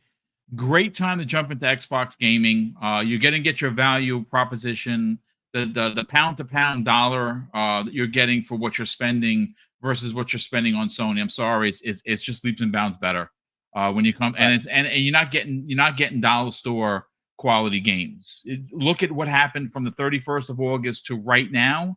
The amount of games in Xbox Game Pass that are day and date, every one of them are quality. Depending on and what's the best part of it is that it goes from like Sea of Stars, which is a bit RPG, to a monster RPG like Starfield, and in the mix you get a Lies of P and you get a Party Animals, all genres covered, and a Forza, and a Forza. Yeah. So I mean, Let me catch up on these super chats and we'll get everyone out of here. Thank you so much. We had over 630 people here today, which is freaking awesome. Drawn TJ drops a very generous $20 super chat and says, I was talking to Ham Solo and K Mega last night, and I asked who they think Xbox gets. They say no to Sega, maybe WB and Valve as the last purchase. K Mega thinks that they will get Koei Tecmo and a small studio. I mean, it's possible that Microsoft is talking to everybody. Jimbo They need to buy Jangles, Discovery, WB, Discovery, the whole thing. I So they wouldn't can want to. I own wouldn't want the the TV DC license, aspect. baby. I just say get Well, they could let them. WB. They could break them off and They let them go. could. Yeah. But remember, PlayStation's in the game, right? So why not have Microsoft have a studio? Sony has Sony Pictures. See, but that's the thing. I don't know if they want to get involved in that. You know what I'm saying? I think you're onto something. That'd be a They topic get for those another licenses show. though. Yeah. Right? They would get the Harry Potter. licenses. Yeah, it Just would be a big deal. It definitely would be a big deal. Jimbo Jangles drops a $5 super chat, says, happy belated B-Day, Boom. Thank you, brother. Super appreciate that. He says, got something on the way for you, brother. Ah, dude, you didn't have to. That's very kind of you. He says, hope it's at least a 7 out of 10 and that you won't want a refund. Oh my God, the slander. Brother, you've been so generous. He's actually the one that made the G.I. Joe controller for me and the Thundercats controller for Mrs. Boom. His talent is just limitless. Thundercats. Ho! Yeah, one of my favorite, Josie's favorite, like cartoons from the 80s. Gamer by Choice drops a very generous $5 super chat and says, Microsoft sees success in owning well-known IP to increase engagement versus Sony trying to sell consoles to have people engage in their ecosystem. Very true. Jimbo Jangles drops an additional $5 super chat and says, pretty soon these OF girls are going to be posting me or the game or me or the Game Pass. That is hilarious. Kill Lantis has become a new channel member. Brother, thank you so much for joining the channel. We appreciate that. Gamer by Choice, who's been a channel member for 48 months. Brother, that is crazy. Thank you for the crazy support. He says Microsoft can put games in Game Pass cheaper than PlayStation can put games in PlayStation Plus. PS console success actually hurts them with their service as games would cost more to put into the service. That is why Sony does not like Game Pass. That's right. They call it value destructive. Sensei Matrix drops a very generous $2 super chat. Welcome to the channel, Sensei, and definitely appreciate you being a part of today's show. And of course, thank you for the generosity. And last and no way least, Game Shark drops a very generous $2 super chat and says, over criticism equals why Gaz gets called a pony bot. I mean, he's the septic sauce king. Listen, maybe that comedy isn't for you. It's for a lot of people, and he knows how to he knows how to press the buttons just right. I love Gaz. Listen, let's get everyone out of here. We'll start first with Infinite Umber. Brother, you have a show coming up this Thursday. Obviously, you are on a show Friday evening. Talk about it. Where can people check you out twice a week outside of the Xbox Factor podcast? Where can people subscribe to The Fix? And more importantly, reach out to you on social media. Yes, sir. Yes, sir. Yes, sir. Good discussion here, fellas. I mean, you can find me on Twitter, X, or whatever the hell they want to call that thing now. Infinite Umber or Umber Infinite. You'll find me either way. You had a discussion earlier in the chat from a Nate Dog. All love to Nate. However, Nate was holding me to some, I guess, sainthood or something like, oh, you said this to this guy on Twitter. Yes, I am vicious on Twitter. I'm going to let you know.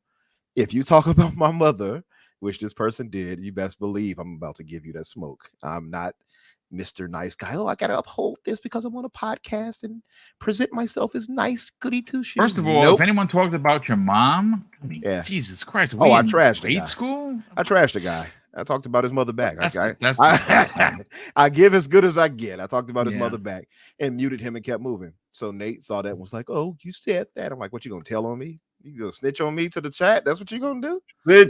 Snitch. Oh, shit. Snitches get stitches. You got to watch Empire. No, but I do understand where he's coming from. However, I'm going to tell you, I don't uphold that at all. If you come at me crazy and sideways, I am going to come at you crazy and sideways too. I am not that guy for that. I'm sorry. Maybe I'm not mature enough. I don't know. But I just think that my God, what are we doing? Like what I am not surprised, but incredibly disappointed with human behavior because, man, Yeah. wow. Yeah. But outside of that, of course, you guys can find me on Thursdays on the Fix at 8 o'clock Eastern. Usually myself and Daniel McGee, we have a rotating crew of guests to come through. Often see Money, who's become like a third member almost. But yeah, and of course on Fridays, the Xbox Infinite podcast, myself, Risky It for the Biscuit, Jedi Knight Peter, and our newest member, that blue number, Holly. So you guys come by and check us out. I'll put a link in the chat in a second, and we appreciate you guys for subscribing and coming through and supporting us if you do so, if you can do so, because we are busy on Thursdays. There's so many other podcasts on at that time, so I get it, but yeah, if you guys are free and you want to hear us and hear a little bit of a change or something like that, come by and give us a listen. But we love what you do, and even though it's crowded, listen, if they don't, I mean, obviously live views are great, but people still can check you out, and they should add you and Daniel's show to their weekly podcasting listening, because you guys bring it every week. You bring great topics, and it's not always gaming. And there's a lot going on with the movie business. The strike is pretty much over, at least mostly. They're looking at the legalese aspect of the contract to make sure that the writers get what they're just due, and we'll be back to it. So there's a lot to get into. Umbra, thanks so much for joining us here today, and of course giving us your hot take. Last and no way least here, C Money. Obviously, folks, if you don't know who C Money is, you should take the time to find out, because he runs a podcast with Doodle, who is in the chat, and of course they have a very unique way of doing podcasting because they do it as a family, folks. That's right. Not only do they sit down, with just them and they break down different topics, but they sit down with their son, their daughter, and they have a bunch of shows. And as a matter of fact, they added a new one recently that I happen to be the first guest for him, her, and a guest. And obviously followed me up, but with King David. These are 2 episodes you do not want to miss. And they are a bit different. Yeah, sure, they're about gaming, but of course they do cover, things that you may or may not know about said podcaster. And that's what I loved about the interview. Sell your brand, see money, talk about it. Where can people subscribe, help you and the missus and the family get to 13K? And more importantly, where can people reach out to you on social media? Well, first of all, Boom, thanks again. Love being on the show. I really appreciate it. Umbra, my man, so dope to talk to you again. I do enjoy those Thursday evening chats we have sometimes. So I appreciate you when you have me on there too. So yeah, guys. So right on my screen, you can see my name is C Money Forever. That's how you can follow me on Twitter. My wife Doodle, she's Doodle to be free. So definitely follow us there. We have our channel. It's called On Point for Gamers. And right now we currently have 4 shows that we do a week. So today is Tuesday. Today's the big day for us. Today is our guest show day with her, him, and a guest. So tonight at 7 p.m. Eastern time, I would love for all of you to come out and show some love to our guest this week, which is none other than Colt Eastwood. Of the XNC podcast. He's a great guest, dope dude. guy. Yeah, Colt's a good dude. Guy. Really good dude. Yeah. Very excited for this. So definitely come by, come hang out. It's gonna be a great time. We also have our show on Friday nights, which is called On Point Anime and Beyond. It's a show that focuses on entertainment outside of gaming, right? Whether it's anime, TV shows, movies, whatever. It used to be all part of our one show, but our show kept being like 7 hours and change. So we took it out, okay, and we made it its own show. And we said, you know what, we're gonna probably get 2 hours, maybe 2.5. Well, last Friday's show was almost 6 hours. And then when you're having fun, Saturday, dude, sometimes the time doesn't matter, brother. That's just what it's about. Yeah, I mean, I'm trying like to condense it, but it's like, yo, we just go and we have fun and we laugh, and the chat is always wild and crazy. So we have a good time. So that's our Friday night show. Saturday is our gaming show. All right. It's called On Point, the gaming newscast. That's at 3 p.m. Eastern time. That's where we dive deep onto the week's news. And that's the one that it's me, Doodle, and our son Madman. And we just have a good time, breaking down on what happened on the week. It's a fun time, so definitely come check that out. And then one of our newer shows that we started is our Monday morning show, which is called Morning Quest. And that's a show with me and Doodle. And we typically, it's just basically start the week off right, started fun, started with talking some gaming. A lot of it is either some overflow from the weekend that we didn't quite, have a chance to talk about, or just whatever topic we want to. Is very chat heavy, like very focused on chat and stuff. We have a really good time. So guys, I would definitely love for you guys to come check out the channel. As Boom mentioned, we're on the road for 11K. It's right there. We can see it. We can almost taste it.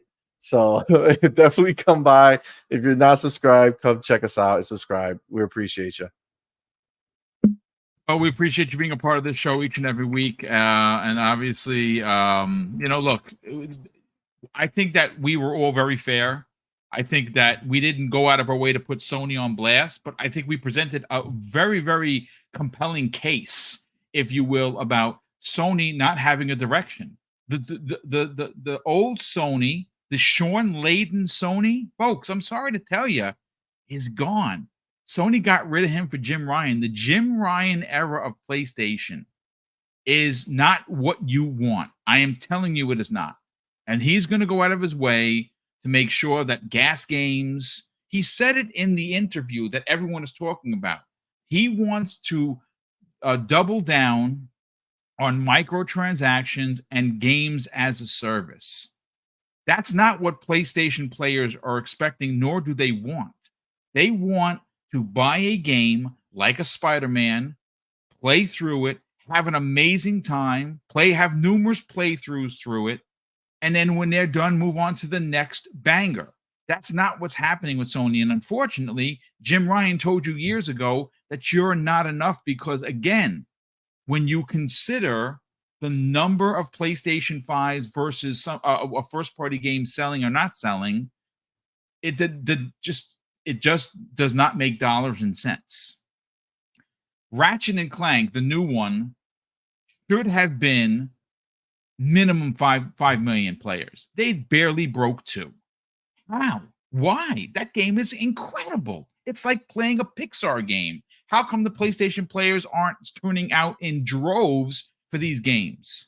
Probably because that's the 17th Ratchet and Clank in the series. And it's funny because those same people are the ones that say that Xbox's problem is Forza, Gears, and Halo.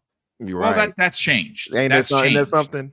The same people who will say that have no problem supporting a Ratchet. The 17th, and I'm not 17th Ratchet and Clank, the 9th God of War, Uncharted, whatever. We can spend another 2 hours on this, folks. Right. I just want to say a big thank you for everyone that tuned in. Again, we dropped facts here. I know we have someone in the chat that doesn't seem to agree. That's okay. That's perfectly okay. You're welcome here to hang out. Put your feet up. Grab a Dr. Pepper because I don't drink and chill. That's perfectly fine. We don't all have to agree. Pepper. Or if you're in Florida, Mr. Pibbs, because that's what it is in there. But listen, thank you so much for all the super chats. Thank you so much for all the incredible birthday wishes yesterday. That's right. Yesterday I turned 53. But I'm retired, so it's great. It's perfectly fine. I don't mind getting a little older. I'm going to continue to do this because I love gaming. I love podcasting. I love hanging out with you, guys and gals. Regardless of what flag you fly, it does not matter. You're always welcome here to hang out and enjoy talking about video games. And when Microsoft gets to, we need to talk the slander to Microsoft, we will give it to them. But we do it in a fair manner, of course. I'm going to ask that you hit the like button. Please consider subscribing. We are on the hunt for 14K. And of course, more than anything, I'm going to close out the show with something that's incredibly important to me, folks. Hopefully one day it'll be important to you. And that's something that my dad taught us when we were kids. And he would say, Craig, treat others how you want to be treated. And also, it doesn't cost anything to be nice. You live by those rules, Craig. I can guarantee you're going to have an awesome day. So take care, everyone, and we'll see you next week on the newest episode of the Xbox Factor Podcast.